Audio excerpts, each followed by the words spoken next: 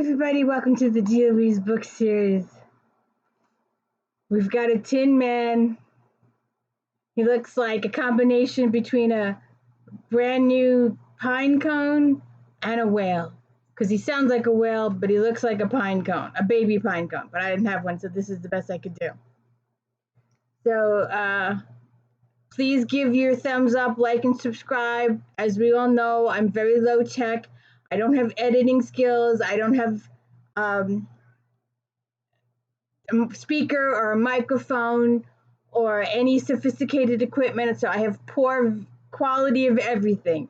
But I'm hoping that you support me with likes and subscribes in my little low-tech book read and Star Trek watch. And this took me 7 hours to watch, believe it or not. This is a big episode. This is disc 5 of season 3, episode 168. Please check out my other videos for 165, 166, 167, 168. There's a lot of nudity in 167 in Captain's Holiday, so go check it out. Today we are doing the final episode on this disc, The Tin Man. There's a voiceover introduction. The Enterprise is preparing a detailed esoteric charts of the Heishi system. I want to know who comes up with these names. Although it's tedious, this endeavor is a first step toward planet colonization. Then Data informs them that the USS Hood is approaching them at high warp. So they're being approached by the USS Hood. Captain says, "That's odd. We aren't notified of a rendezvous." Riker says they seem to be in an awful hurry. Worf says they are being held on a secure tunnel by Captain DeSoto. Captain Robert DeSoto says, "Sorry to sneak up on you like this, Jean-Luc." Picard says, "Why didn't you inform us?" Captain Hood says, "Out here you never know who is listening.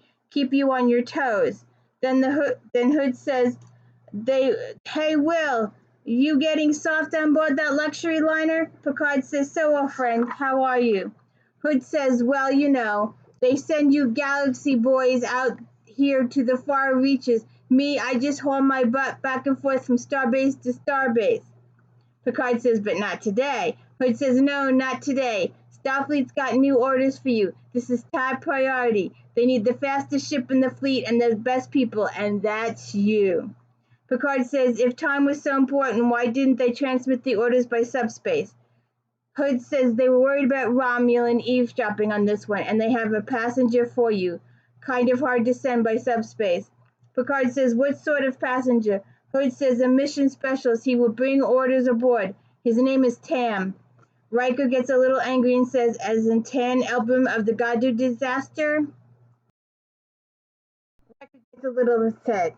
Hood says the same. "What I can say, your orders are to cooperate fully with him. Best of luck."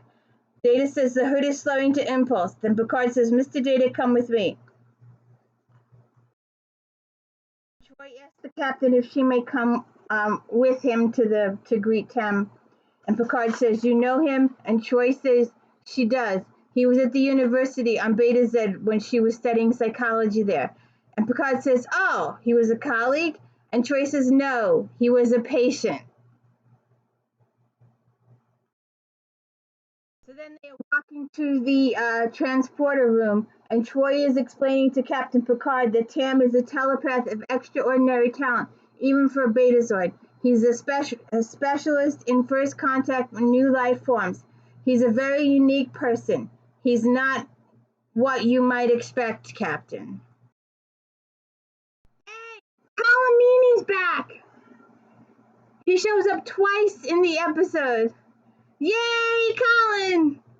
Anybody know what he does for a day job? He's got to have another job. I mean, unless 2 or 3 lines every so many episodes pays. I feel bad for him. He needs to be regular credits. I know, Deep Space Nine, I know. It's still a little beef.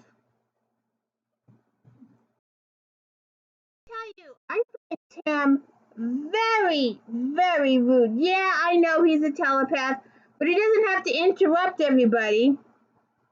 So he beams aboard, and Troy is explaining. Anyway, so he comes aboard, and Captain Picard goes through his normal spiel. Hello, I'm Captain.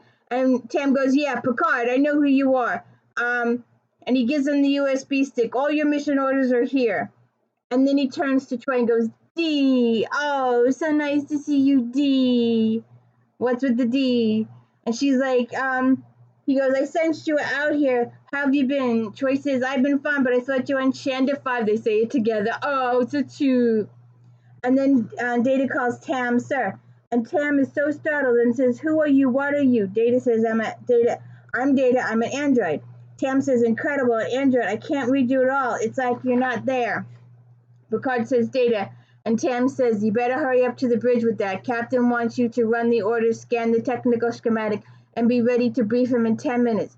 Rude, don't you think? Can't you Picard speak for himself? And I had a Sookie Stackhouse moment here. Hey, all you Charlene Harrison fans, we will be reading those books shortly. But Sookie Stackhouse was a telepath. I wonder how she'd feel. What do you think? Sookie Stackhouse on the Enterprise? Would she be would she be Diana Troy? Then Picard says, pages Riker to meet Commander Data on the bridge. And I'm thinking, now technically, this was only a few minutes ago, right? Technically, they were on the bridge getting the message from the hood, right? And then they walked down the stairs. Shouldn't Riker be on the bridge? With Data gone, isn't Riker in charge of the bridge? So who's in charge of the bridge? If Riker's gone and Data's gone, is it Worf? Is Worf in charge of the bridge? Oh, good God. Come here.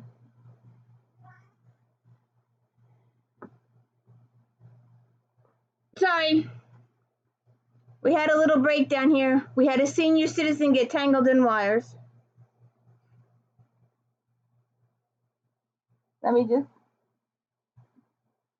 He's got a new climbing way to go.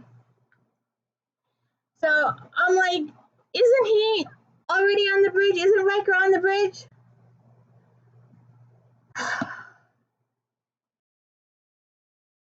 So like I said before, wasn't Riker supposed to be on the bridge? But where'd he go? Engineering in that 10 minutes. Who's manning the bridge? He went down to see Geordi. So Riker and Geordi are walking down the hallway, and Geordi says, I heard something about Gurshita. And he said, weren't there like 40 people killed? And Riker responds, no, 47, including the captain of the Adelphi and 2 friends from my class in the academy. Geordi says, sorry. Then they get into the turbolift, and Riker calls for the main bridge. I know I'm getting a little picky here, and I know I said this already, but the captain left the bridge a few minutes ago with Data and Troy. Supposedly, that left Riker on the bridge. But then we see that Riker has not only left the bridge, but he's gone down to engineering to get Geordi. Technically, they only should have been a few minutes. Me thinking out loud. Then Geordi asks what happened. Riker says it was first context situation. The Gorashonin culture is so complex and different that the Federation sent a specialist to prevent misunderstandings. And Geordi says that was Tam. And then Geordi asks what happened was his fault. Riker says not directly. Board of Inquiry blamed Darson for carelessness about Gorasian cultural taboos. But if Elfin was so good, why didn't he warn Darson? What was he doing there if he couldn't sense that much hostility? So then the next scene is Data, Riker, and Geordi on the bridge. Data is inputting the USB stick into the computer. Data says our destination is the Beta Strom Gem system, following the path of the Vega 9 probe. Riker says that's 23 parsecs beyond our farthest manned explorations. Data says that is correct, Commander. Apparently the probe has discovered something astonishing. Okay, the next scene is the briefing room. Sorry. Captain Picard, Riker, Troy, Worf, Geordi, Data, and Tam. Data says our orders are to proceed to this star, Beta Stromden. Scientists have discovered it's in its final stages of alternating cycle of expansion and collapse, and will soon result in a supernova. However, the unmanned long-range space probe sent by Starfleet to observe the process has discovered something much more. Tam, oh no, Data, don't waste your time. He interrupts again. I got a baby in my arm. There he is. There he is. Sorry. And fast forwards the film to show an object on screen. The pine cone. It looks like a baby pine cone. You go look at it. It looks like a baby pine cone. Judy says it looks like, Tam says they call it Tin Man. Does that look like tin to you? They could have called it a tin. If it was made of tin, then it should be called tin. But if it's not made of tin, why are they calling it the Tin Man? Oh, somebody's been watching Wizard of Oz lately? Oh, I'm sorry. Go. He's got bad arthritis. So it looks like it's in a lot of pain, he says. Its energy source is unknown. The people who, Tam looks like he's in pain because he's like this the whole time. The people have studied the transmission, thinks it's a starship, and they are sure it's alive. Picard says, alive how? Tam looks again like he's in pain. And Geordi says, a cybernetic organism like the Borg. Tam says, no. Tam fast forwards the film again. And Starfleet believes it's an organic creature born upon living space, living its life in the waste between the stars. No one knows where it came from or why it's here. But we are going to meet it, and I'm going to talk to it. Riker asks, have attempts been made? Tam interrupts again. To communicate with it by subspace, of course. Lingua code, Juvena translation, all that. It won't work. Tam is too different. Direct mind-to-mind contact is our only hope.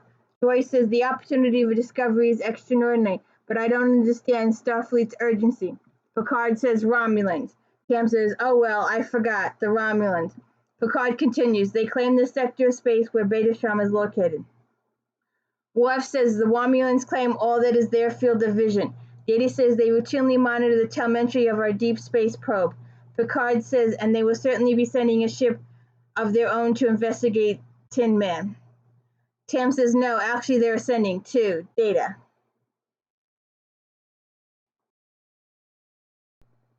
Okay. Tell me that's not a pine cone.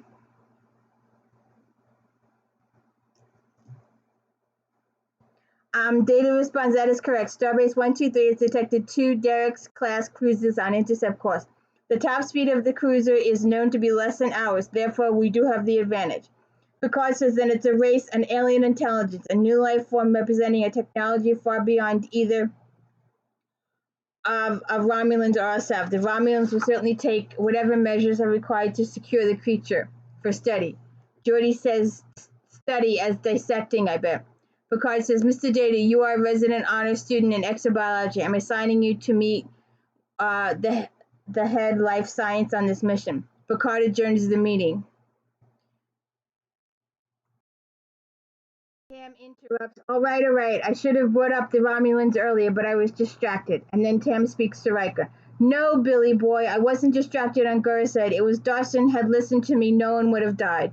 No, I don't care whether you believe that or not. And walks out of the room. Captain's log, traveling 7 days of high warp. We are several days away from the rendezvous with the mysterious entity which Starfleet has christened the Tin Man. My immediate concern is Tom Elburn. Starfleet considers the unique abilities crucial to our mission, yet he seems unstable to me. Dr. Fisher says, well, according to his medical records and site profile, he's very high on ESP scale, a sort of prodigy. Picard says, prodigy, in what sense? Troy answers, well, in Betazoids, our telepathic gifts develop at adolescence. Picard says, you mean you're not born reading minds? Troy says, no, except for some reason that no one understands. Occasionally, a Betazoid child is born different. Picard says, how different? Born with his, Crusher interrupts and says, born with his telepathic abilities. My cat went. Where was I now? Oh,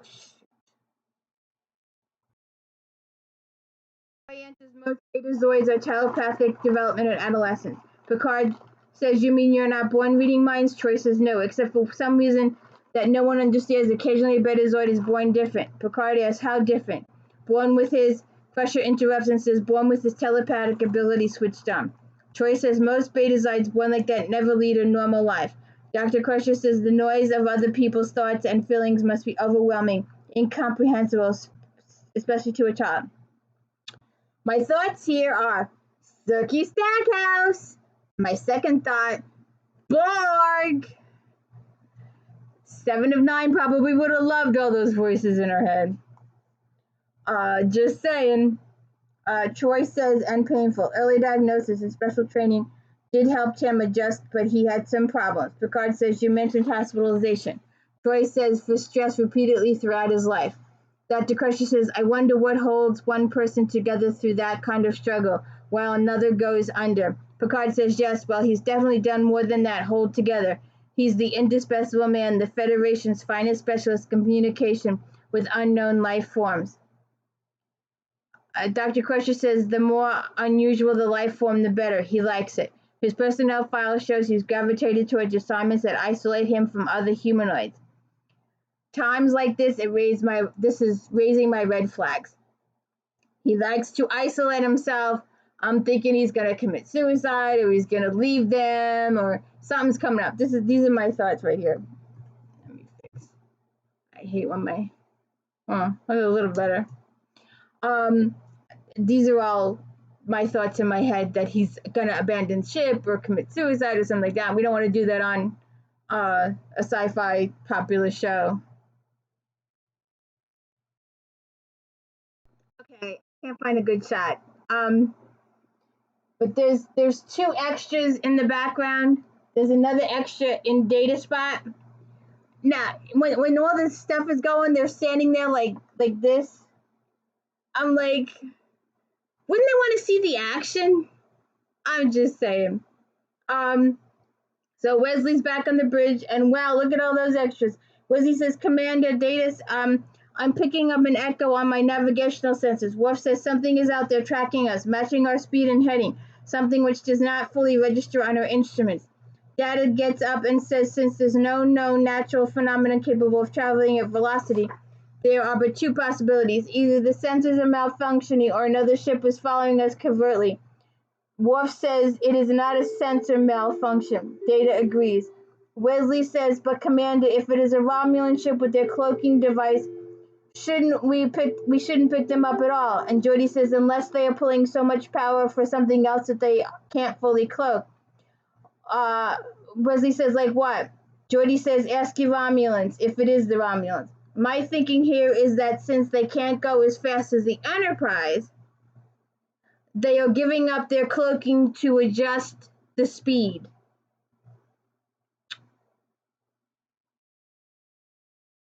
Troy goes to speak to Tam. Tam asks her how things are in the land of the living. Troy says, I thought you might be lonely. No one sees you except Data. Tam says, lonely? I can hear everything that everyone on this ship thinks, and no one besides you seems to be missing my charm. Troy interrupts him. You want them to dislike you? Why? Tam says, because I'm not a nice man, okay? Because they scam me, because there are too many minds. I can't shut them out. Never could learn all their loves, their hates, their fears, their needs. It's like a tide that never ebbs. I could drown. I'm getting that feeling again about Tam, about the creature. I'm thinking he's going to lose himself somehow, commit suicide or something like that. Troy says she remembers. You understood at least a little how I felt. I finally see you found a place to fit in, people to care about.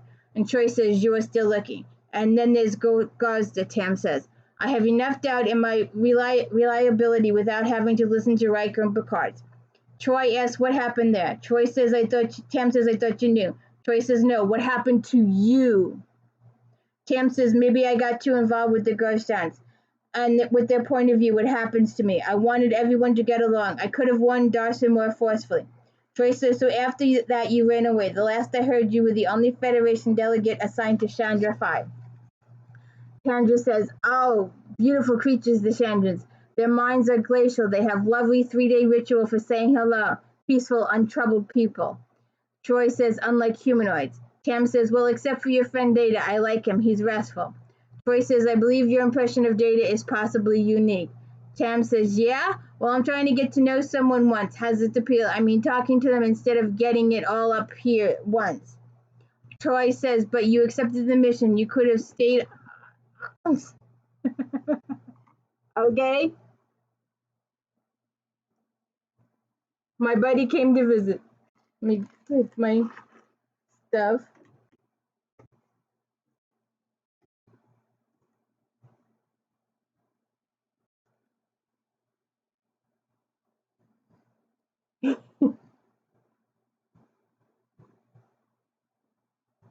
So where was I? Um, uh, I believe your impression of Data is possibly unique. Tam says, yeah. Well, I'm having to get get to know someone just once. It has its appeal. I mean, talking to them instead of getting it all at once up in here, whether I wanted or not. Troy says, you accepted this mission. You could have stayed on Chandra 5. You willingly came aboard a ship of over 1,000 people. Tam says, how could I not? Think of it. This intelligence that swims naked through the space like a fish in the sea, totally alien, mysterious, not like us, all ancient and lonely. Oh, so lonely. You see, I know. He's in communication with that thing. I know it. I know it right here.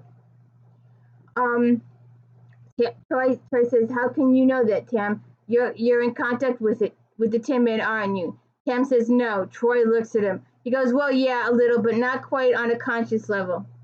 Troy says, we are light years away. That's impossible, even for you. Tam says, impossible for me, but maybe not for Tin Man. Do you want to get down? Oh, yeah. Go that way. Where was I? But not for Tin Man.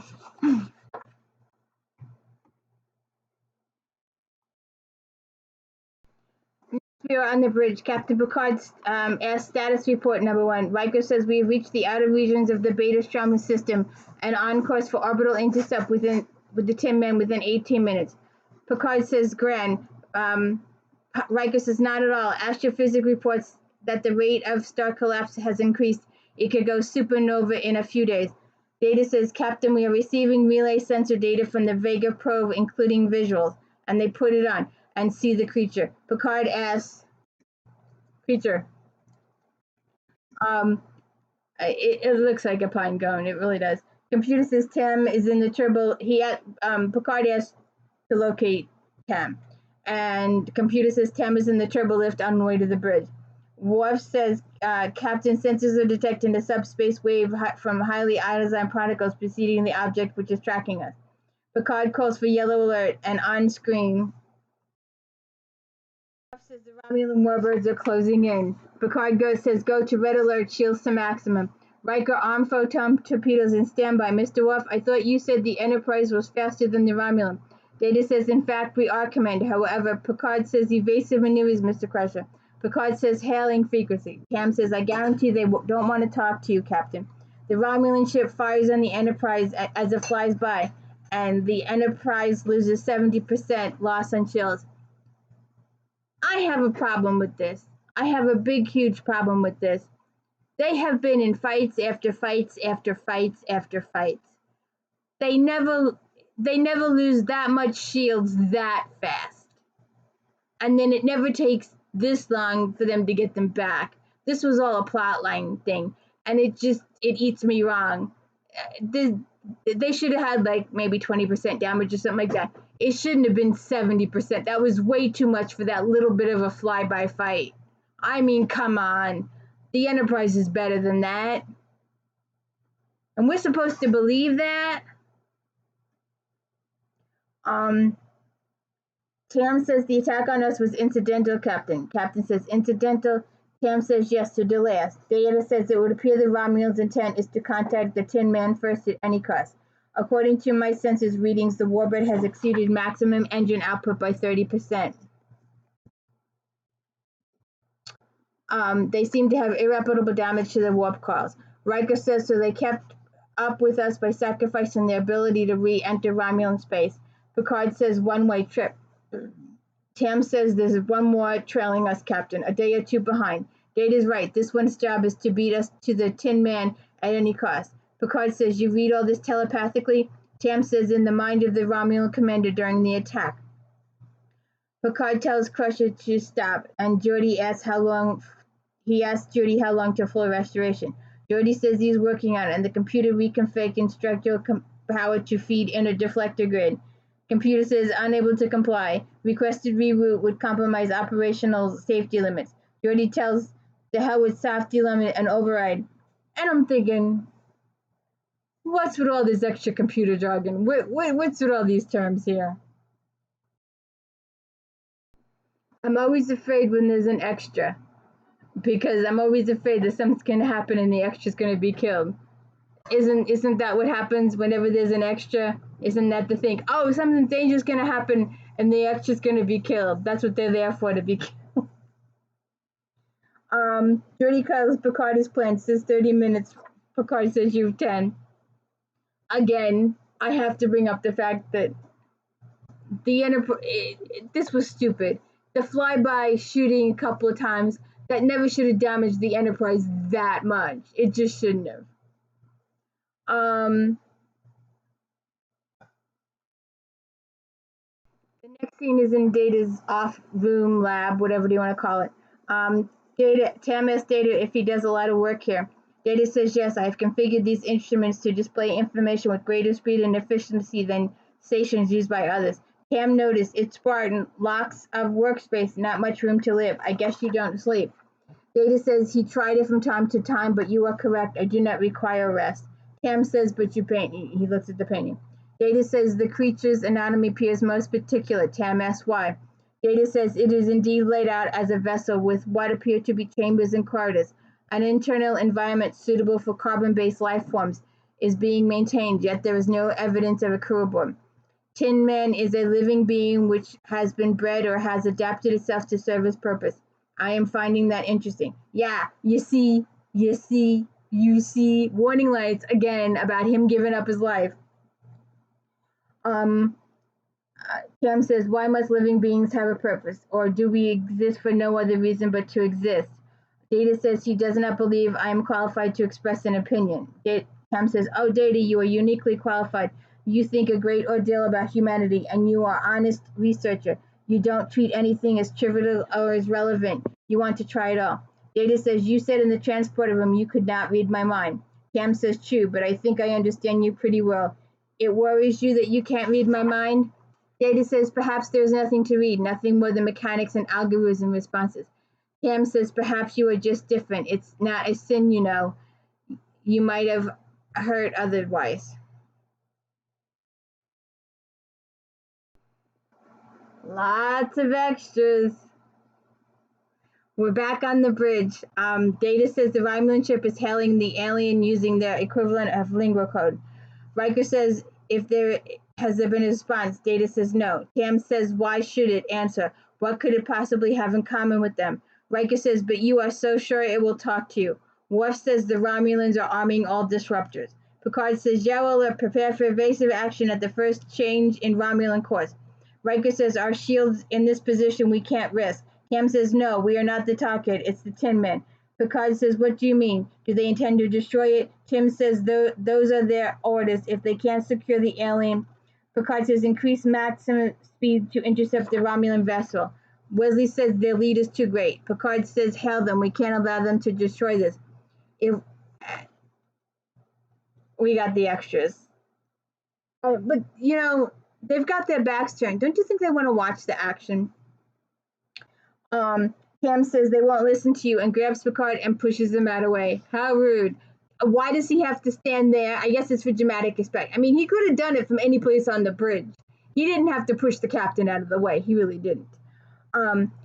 Tam contacts the alien and says, danger. Com 2, do not allow. Alien send a shockwave out, and Picard says, and the Enterprise gets damaged too.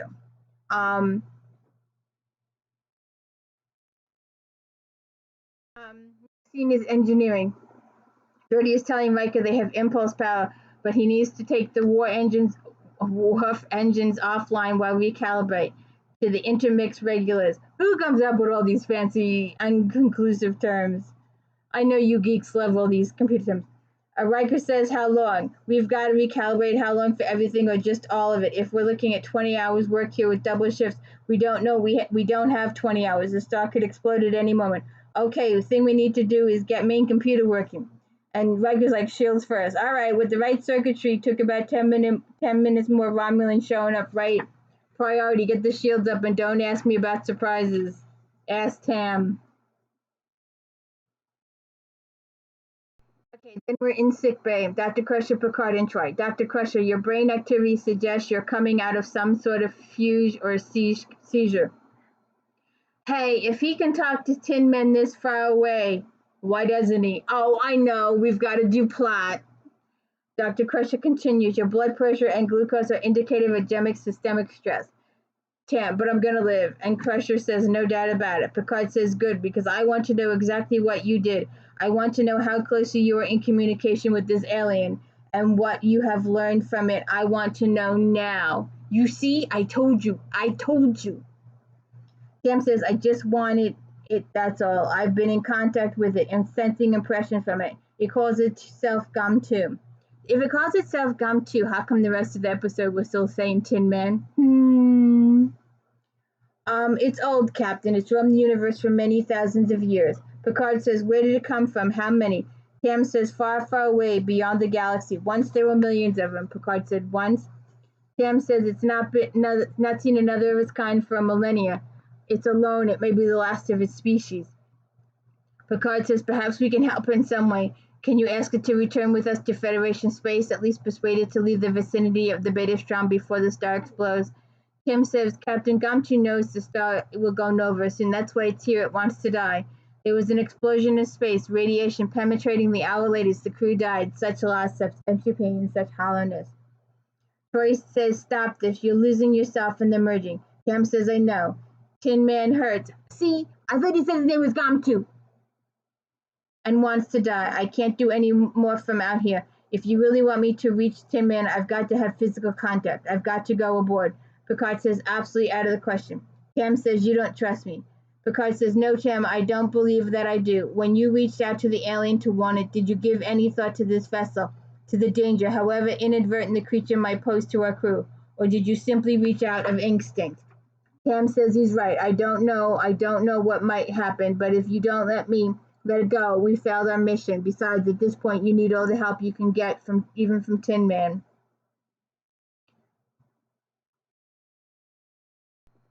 In engineering, Jordy is working on engineering, and we have a lot of extras here. Cool, a lot of extra people getting work. The next scene is in the captain's ready room. He's talking with Data and Troy, saying that Data has a working relationship with Tam and Troy has known him for years. How far can he be trusted? Troy says the issue isn't one of trust, it's in Tam's intentions, but it isn't judgment. I would trust him to do what he believes is right. Picard says yes, of course, but it's judgment. Troy finishes with is precarious. The stress of exposure to so many minds on the ship is bad enough, but now he is strongly drawn to the creature. I'm afraid for him. Picard says, afraid of what? Troy says, I sense the alien is somehow calling him. If we allow him to do as he insists to beam over, I believe we will lose him to it, that he will lose himself. Aha! What'd I tell you? What'd I tell you? Did I see it coming? Did I see it coming in the beginning? Did I see it coming?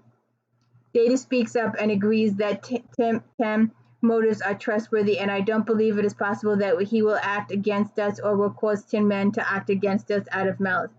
Troy says if Tim breaks down over there, they'll be no closer to accomplishing our mission. It would be a grave mistake. Picard thanks them both. Data says he is puzzled. We have come this far. Are you not going to allow Tam to fulfill his mission?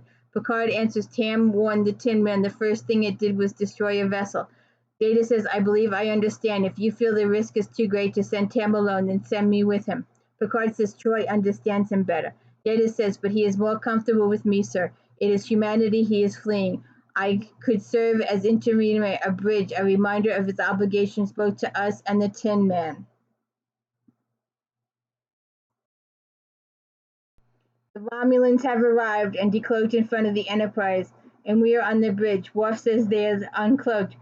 Picard asks Riker for status. Riker says shields are at 40% and we can maneuver on impulse. Worf says phaser valuable on manual. Computer targeting is not functioning. Again, they fired, 4 or 5 times? And the shields were... what? This is impossible for me to believe that the Enterprise lost that much over 4 little shots. But again, it's plot. Yes, I know, it's plot. Picard says, let's hope they are in a mood to talk, and it says to open hailing frequencies. Picard introduces himself. The Romulan says the Enterprise presence is in violation of Romulan space. You will leave immediately. Picard tries to play dumb and says, we are unfamiliar with the terms of your claim on this sector. We are here engaged in scientific research. Would you like to participate? The Romulan says, we have monitored the destruction of our sister ship by the star creature. We claim right of vengeance. We will destroy the alien. If you interfere, we will destroy you too. Dun, dun, dun, dun. Lots of dramatic music. Then a voiceover confrontation between the Romulan warbird and the Tin Men is imminent. I have no alternative but to rely on the telepathic ability as of Tam. Picard tells Tam to go to the transporter room and sends Data too. Troy tries to interrupt. Picard says we have no choice. He's about... Wait a second. I thought I'd give a brief shout out to Colm O'Brien. Yay! Calamini! Chief O'Brien! They beamed over to the alien thing. We'll get to that in a second. But he's lost the tracking thing on them. So I just thought I'd give a quick shout out because I like him.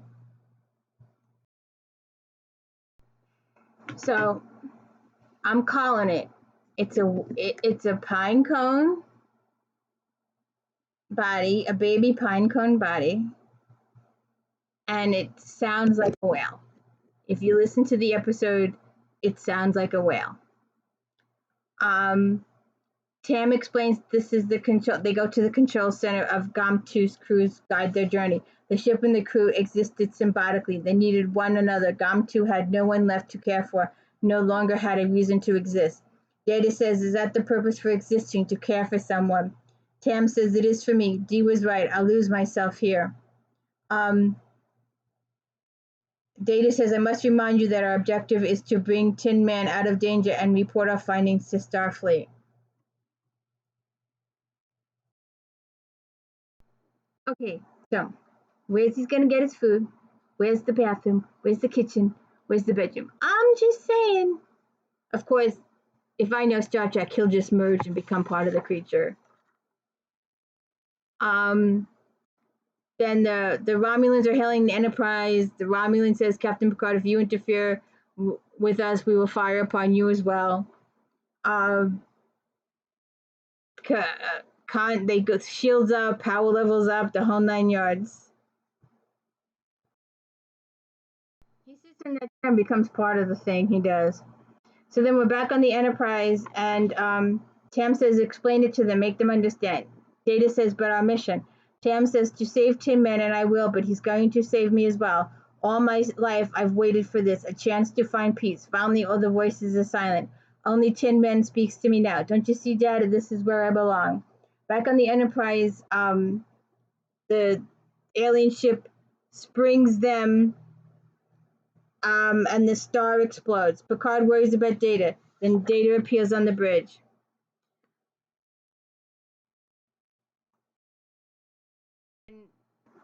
They're all worried about Data. Where's Data? There's an awful lot of extras in here too, isn't it? Oh, look, they're actually turning around and looking. But if you rewatch this episode, I can't show it, copyright issues and stuff like that. But just before this, when the shockwave went, you gotta watch them do a slow motion turn back to their seats. It's slow they're pretending to go slow motion. So then Data appears, and then later on we're in Data's quarters, and Troy comes to ask about Tam, and Data says he believes he found what he was looking for. And then they have a little convo, and then we get to the final screen. All main systems are temporarily restored, and they're going to Starbase 152 for 50 pairs, and Data explains the situation to Troy. I hope you enjoyed this little episode of the Tin Man It's the final episode on Disc 5 in Season 3, Episode 167. No, 168. And our little Tin Man. I don't know why he's called Tin if he's not made of tin. So then we will be proceeding. Please check out my other videos, 165 Sins of the Father, Allegiance 166, Captain's Holiday with all the nudity in it, and Tin Man, this one, my little Tin Man. Please check it out and please like and subscribe. This took me over 10 hours to do this whole video, swear hand to God. So please check it out. Please like and subscribe. Thank you so much.